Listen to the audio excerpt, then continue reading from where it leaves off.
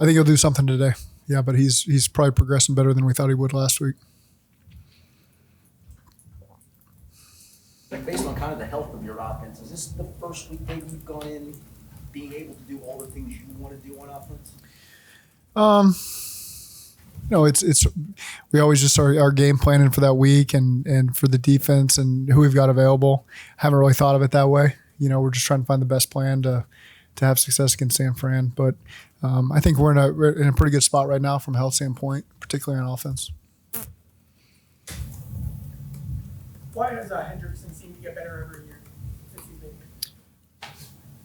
here? I thought he played really well last year. Okay, and so maybe he didn't have an extremely high number of sacks, but he impacted the quarterback a lot. And so some years I think you're going to have that sack production, and some years you won't. And sometimes it's just a fine line of a millisecond of a guy getting the ball out of his hands. And so he's having a great year. That's not to say he didn't have a great year last year. Same type of production, same type of action. But I will say this: he works his tail off. He's here all the time, taking care of his body, making sure he can get through the week healthy and get to Sunday and be as effective as he could possibly be. And that's a big reason for his production. He's a very intelligent player, knows how to attack guys, can understand what's coming at him, and that leads to really good production that helps our team. Obviously, you have the starters in the defensive line, but how big would it be if Cam Sample continued to emerge on the interior like he did? Yeah, again, kind of another guy who's always been emerging for us. He's always maybe not gotten the headlines that the other guys get, but he's been an important piece to the puzzle in that D-line room because he's so versatile, really smart player, and really just you can utilize him a lot of different ways, and he can help you give you some good reps to spell some of those guys, and he's a big part of our defense. And so again, doesn't get all the hoopla that maybe some of the other guys get, but extremely valuable to our team. On the Monday Night Football Peyton and Eli broadcast, they were talking to Aaron Rodgers, and they were talking about a play that Kirk Cousins apparently had called out a play when Nick Bosa was on the sideline, and Aaron Rodgers said that they, in teams he's been with in the past, they've had a list of plays that they'll run when an edge rusher of Bosa's caliber is off the field. Do you guys have something similar? No comment. Like Yep. No comment. No. We threw a touchdown pass to T. Higgins against the Texans a couple years ago in Houston. J.J. Watt was out for one play. But specific to Nick Bosa, how is he different than T.J. Watt and Miles Garrett? Oh, I mean, those are three great players. Differences, they're all game wreckers. They all play hard every single snap. They're on the field all the time. They can move around. Maybe some of them move around more than others, but Bosa moves around a lot. And so again, it's what are the differences? They're all great players, and so it's hard to talk about the differences because they all impact the game. You got to be aware of where they are in every single snap. You see many players like Fred Warner all over the field in the NFL. He's a great player. Again, don't want to compare him to other guys, but he's outstanding in their defense. He makes an impact on every single play he's in there, and plays really hard, plays really smart. And again, one of the top backers in the game, there's no doubt about it. When guys like that are always around the ball, is that just kind of an indication that their instincts are spot on usually? Instincts, confidence in the scheme, confidence in what he's been asked to do. That's experience in the scheme. They've made tweaks over the years, but really for his career, he's really been in the scheme. He's seen it evolve. He's playing at a very high level. Just having watched him really over the entirety of my time with the Rams and here, he's always been a great player, and he continues to improve every single year. You like linebacker play, your tandem, their tandem. Yeah. Pretty good groups going down. Yeah. Yeah, we're proud of our guys. It's you can compliment these other teams and they're great players they have, and at the same time be very thankful that we have the guys that we have as well. And I feel that about a lot of positions, Jermaine and Logan, and even the depth behind them. With all the guys that we have, we're very fortunate that we've got the group that we've got. Jack, question on T. Have you noticed any frustration from T. Higgins and just how much more dynamic can this offense be with him just being more involved?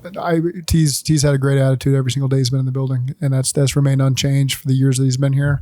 That's what you appreciate about him and our whole receiving core, because there's a lot of talented guys in there. There's one football that you get to pass around. We've obviously had our struggles, at times as an offense this year, and so with that, some statistics will be down overall for everybody. But his attention to detail, his passion every single day he walks in the door has remained unchanged. Do you expect him to really start to take off? I know you've been dealing with the rib injury, but do you expect him to take off a little more? Yeah, I think it's unfair to look at his body work the last couple of weeks, especially. He's been way less than full speed, and appreciate him, going out there and still, even when he's not full speed, it still takes attention from the defense away and allows other guys to be productive as well. And so just having him out there these last couple of weeks has been, the last game in particular was very helpful. And he looks better. He looks like he's feeling better. He'd have to answer on exactly how he feels, but it seems like things are really in a good place there. I think going back to the San Francisco game here 2 years ago, I remember you took that one pretty hard on yourself. Yeah. Looking back at that game, how did that impact you as a play caller? Because it's still impacted. Really, there was just one call that I talked about. There was a lot of things I think we did really well in that game. Take it hard because it was a mid-December game, and you felt like at the time that was one you needed to get into the playoffs. And so dropping a game like that, I can remember how it felt. You weren't sure. You kind of lost maybe control of your own destiny at that point, losing a game at that point in the season. So they're a great team. They've got a lot of the same players that they had back then. Coaching staff, a lot of similar coaches. I know their coordinators have changed a little bit on both sides of the ball, but still a great team that they were back then. And they went to the NFC Championship game that year, played the Rams, went to the NFC Championship game the next year. So they've had a good run. But it had to be a good measurement for you because your first year, I think it was the first game here. Yeah. You guys have made such an elite. Sure. Was that also kind of? Well, it kind of brings up an interesting point. I was in LA in 2017 when Shanahan got to the 49ers. And so you got a chance to see their evolution of their systems. And the first year, I know they had quarterback injuries and stuff the first 2 years. And then the third year, they went to the Super Bowl. And so I remember showing our guys in 2020 kind of the evolution of San Francisco. The first year, they were learning the system, and you could tell at times guys were learning, and some of the Christmas maybe wasn't there. The second year, it really ramped up, and then I showed clips of their Super Bowl game against Kansas City, of just why they were in the Super Bowl, just the attention to detail, everything was so good, and just hey. This is part of our process. Our first year, we weren't very good. Our attention to detail wasn't great. Our level of coaching at a lot of times wasn't great. 2020, we made some progress. And then here's the step we got to make in 2021. And there's a path here. There's a pathway that San Francisco's kind of shown people how it can occur. And sure enough, maybe somebody out there was showing clips of our Super Bowl game in year 3. But so I've always looked at San Francisco as a good template of how you can build and you can continue to evolve and get to where you want to be and then maintain that level of consistency. And they've really been the standard of that. They've maintained that level of consistency now since 2019 all the way through. They've played in Super Bowls and championship games and, really done a really good job there with John Lynch and Kyle Shanahan. That kind of piggybacking off that 21 game, where does that rank for you in Burrow's performances? I mean, that was maybe one of his most impressive games, individual high-level play.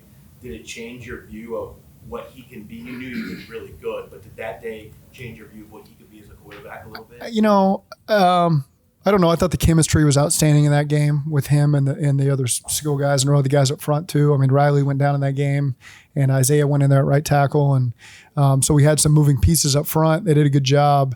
And, just thought that the chemistry was really on point. The timing, the execution, the understanding of the intent of why we were doing some things was really well executed by Joe and a lot of those other guys. Did you study Brock Purdy at all before the draft last year? Just enough to be familiar with him. I can't say that I went in depth. Sometimes when I let pitch handle that and the scouts handle that and get their feedback. And so was aware of him at Iowa State. What do you think of him now? He's done a great job. Really has done a really good job. Again, you talk about intent. He understands the intent. He does a great job throwing with anticipation. He's got a high level of toughness. You can see that as well. And so again, just understanding what they're trying to get out of certain plays that they got, keeping them on schedule. I think that he does a really good job. Made some plays with his feet the other day against Minnesota. That was critical. But I've just seen him throw the ball down the field with anticipation, trusting his guys to be in the windows.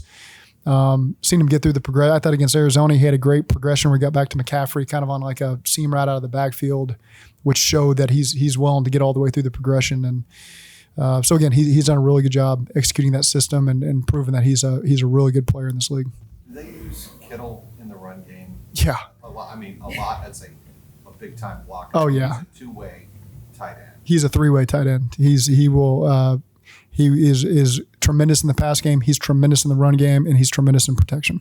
And so with him and Juszczyk, they just do a great job of using them in the pass game and building off of the run game. So it starts in the run game really for them is the physicality and the violence and the motions and all the things that they can put you in a bind with, and then they play off of that with all the play actions, nakeds, and screens, and they do a good job of that. But a big part of that is because of what Kittle can bring to the table and his willingness in the run game to be dominant. On the flip side, Because he went to Norman High probably. on the flip side of that, your tight ends, they're going to have to play a big key in this game too. Yeah, they are. Yeah, absolutely. And those guys have really embraced their role.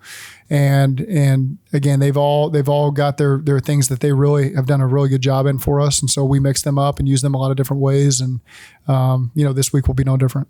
Rouge coming back from the knee back, like how much can just some time to get healthy help him have a better second half of the year? Well, not even get healthy from the back. He's coming off the ACL last Halloween. And so I just think that every week that passes is helpful to Cheeto. And again, he can comment better on that. But just knowing, he returned quickly. If you would have said for a DB to return when he did, you see a lot of guys around the league that aren't quite ready to do that from injuries from last season.